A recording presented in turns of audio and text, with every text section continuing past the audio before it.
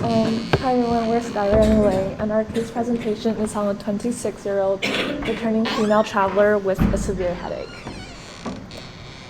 So here's the timeline of the progression of the illness. So 3 weeks prior to admittance to Massachusetts General Hospital, she was traveling in Europe with her family during winter of 2019, and they were residing in a cabin with a lot of wildlife such as rodents. And she got into a sledding accident that gave her a headache, but it resolved by itself. But then 8 days prior to admittance, she started developing a severe headache, and it was progressive and persistent. And she also experienced fatigue, nausea, as well as vomiting. And then 5 days prior to admittance, she developed neck stiffness. And all of these symptoms together led her to return to Boston earlier. And she was discharged from another hospital with over-the-counter painkillers like ibuprofen. But then when she woke up the next day, the pain was even worse than before. So she was admitted to Massachusetts General Hospital. And she described it as the worst headache of her life. And she experienced the same symptoms such as nausea, vomiting, as well as pain in the neck. But she was very alert, and she appeared to be comfortable, and she was able to respond to all the doctor's questions well. And so some additional background on the patient. She is a 26-year-old female, and she has a very low-risk lifestyle, so she didn't have any history with STDs or drugs, and she drank alcohol occasionally. She also has a history of migraine, so the fact that she described it as the worst headache of her life is something that should be noted. So here are the relevant testing results and the various diagnostic procedures that the General Hospital took. Massachusetts, sorry. So first they took some brain scans, a CT angiography specifically. The results of that you can see below.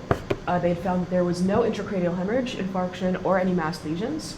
However, the lymph nodes, which you can see in white here, from the left to right, we have the upper jugular, left submandibular, and the right spinal accessory. They're all prominent. They're larger than normal. So this would suggest to us that there's some kind of bacterial, maybe viral problem going on. Next, they took a lumbar puncture, and the main results are shown here. They mainly found the CSF had a very high lymphocyte count, as well as a high protein.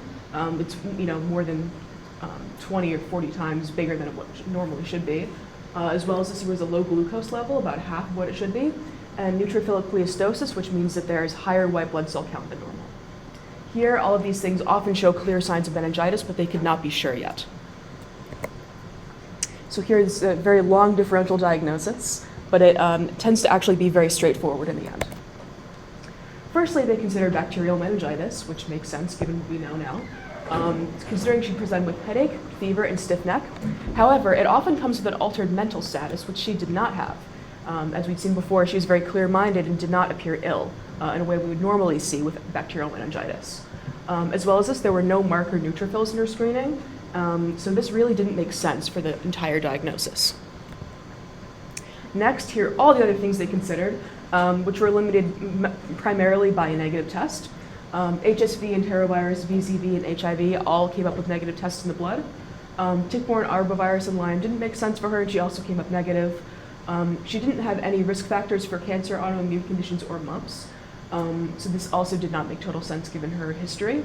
And tests for tuberculosis, meningitis, and fungal infections were also negative. So all of these were eliminated. Suffice to say, a lot of considerations, but it really only ended up being one thing. They eventually decided that she was diagnosed with LCMV, also known as lymphocytic choriomeningitis virus. The doctor, shown here, resolved that LCMV was her primary diagnosis, mainly due to the CSF protein levels and the abundance of white blood cells. As well as this, when she was on her vacation in Europe, she had a rodent exposure, and LCMV is primarily associated with rodent transmission. There are clear signs of meningitis as well, which makes sense here, and you could see in her CT angiography that she had prominent lymph nodes, which would tell us that there's something viral going on here. So here's the treatment, therapy, and further course. Firstly, since they knew bacterial involvement was unlikely, they halted antibiotic treatment. The interesting thing here is that LCMV does not really have a specific treatment. It's not very common. So painkillers, corticosteroids were primarily used to alleviate symptoms, but that's really all they relied on. Considering her further course depended on many factors, including her immune system, It could take within 1 to 3 weeks, or it could last months. Luckily for this patient, though, she had a strong immune system, and with only those primary painkillers to treat her symptoms, she was discharged after only 1 week with normal vital signs very rapidly. Her CSF protein levels decreased within 6 months, and her headaches resolved in just 1 month. So she recovered quite quickly.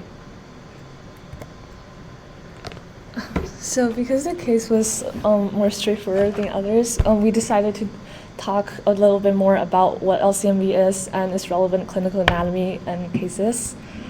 So about the virus, so it is actually endemic in household mice around the world, and it is a rodent-borne arenavirus. Arenavirus just means that it's carried by rodents, and it's also an RNA virus, so its genetic material is an RNA, and it can be transmitted by rodent urine or feces entering the air, so if you breathe it in, or it can be from direct introduction, like from a wound, or like you accidentally ingest it or something. And although it can have system-wide symptoms, it does have a neurotropic nature, which just means that it likes to act on the nervous system because it can cross the blood-brain barrier to the spinal cord as well as the brain. And two of the most significant symptoms for a more severe type of LCMV is aseptic meningitis. Aseptic just means that it's caused by viral infection instead of like a bacterial agent. And so meningitis is just the inflammation or swelling of the meninges, which is the 3 layers of membranes that that protect the central nervous system, as seen in the picture there. And aseptic meningitis is more mild than like bacterial meningitis, so it's usually self-resolving. And another symptom that LCMV can cause is encephalitis, which is just inflammation of the brain instead of the meninges. And it can be caused by a variety of factors, and usual symptoms include fever, headache, confusion, etc.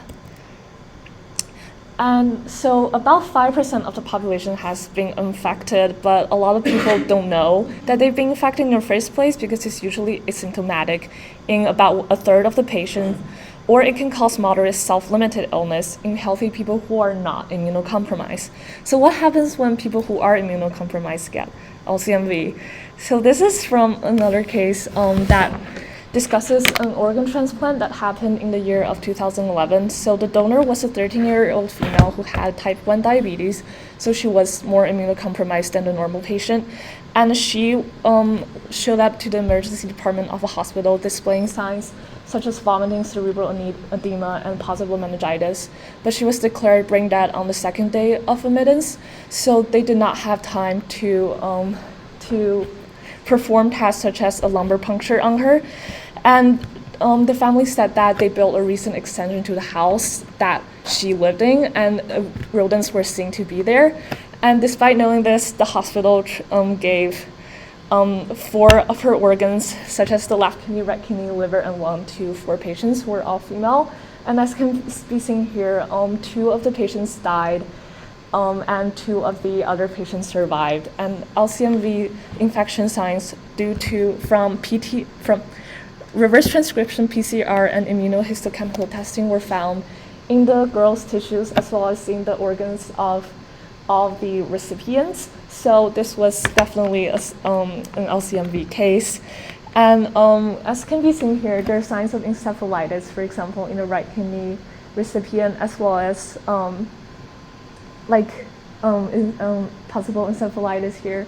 So, but some of them did not survive long enough for us to test for their CSF levels for like leukocyte elevations, but those who survived did display clear signs of LCMV infection. And another type of LCMV is congenital LCMV. So if a mother has LCMV, for example, she develops it at her first trimester, there is the highest risk of the fetus also having it.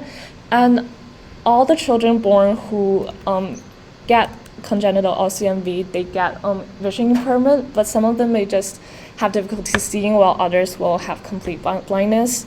And the brain function impairment also differs. So for example, the most severe types of brain function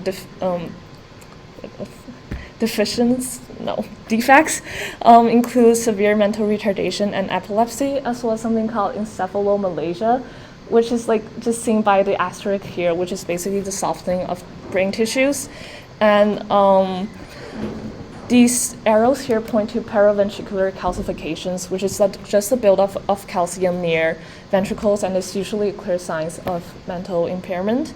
And some more mild forms of brain function impairment include ataxia and mild learning disabilities.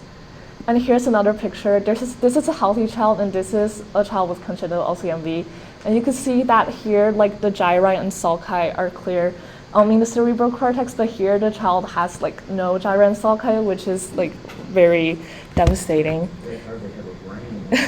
Yeah. And it has been suggested by hospitals to be added to torches, which is just basically a list of congenital infections known to cause birth defects in children that people do test for prior to the mother gives birth. But because it is not routinely tested for or considered, we don't have like an incidence rate. So we know that 3 to 5% of children who are born have a risk of getting birth defects, but if the mother has LCMV, this greatly increases that rate, but because LCMV is not tested for normally in mothers, we don't have an idea of just how much that increase is. And so lastly, LCMV belongs to a family of old world arenaviruses, and because it is like the most mild form of the old world arenaviruses, it is called a prototype arenavirus because it can be studied the most in labs. And some other types of arenaviruses include like Lassa fever, which is also carried by rats, but African rats, and is endemic in West Africa. And if severe symptoms can cause hemorrhagic fever, which is just like bleeding from like the eyes, nose, gums, as well as like below the skin. And 50% of pregnant women who develop Lassa fever in their third trimesters will die. And another type of the old world arenavirus is Juning virus, which is also endemic in Argentina, and it has an incubation period of 7 to 21 days. And we saw that LCMV has an incubation of about 1 to 2 weeks, and this can also cause hemorrhagic fever. Yeah, and that's it. Thank you.